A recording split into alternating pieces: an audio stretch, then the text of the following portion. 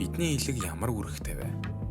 Тэгэхээр элэг гэдэг эрхтэн маш олон зүйлийг нэг дор хийдэг ба тэдгээрээс дурдвал бидний биеийн дотор байгаа ямарваа нэг согтууруулах хундаа эм гих мэтчлэн хортой гэж үзсэн зүйлсийг элэг цэвэрлэж хоргоожүүлдэг.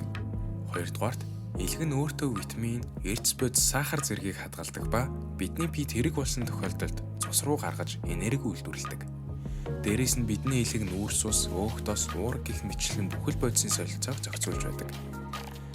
Харамсалтай нь Монголд элэгний өвчтөд болж байгаа хүмүүсийн тоо маш их байдаг ба үүний хамгийн түгээмэл шалтгаанууд бол элэгний БЦ вирус, согтууруулах хундаа хэтрүүлэн хэрэглэх, мөн сахарын өвчин ба илүүдэлчин юм. Тэгэхээр бид элгээ хамгаалахын тулд хийж чадах хамгийн энгийн зүйлс бол эрүүл хооллолт, дасгал хөдөлгөөн, согтууруулах хундаа уухгүй байх явдал юм. Хэрвээ уух шаардлагатай бол Цэник брендийн элэг хамгаалах бэлтгэл ууж, биед байгаа хорт бодисыг гадагшлуулж, элэгний өвчлөлөөс урьдчилан сэргийлэх хэрэгтэй.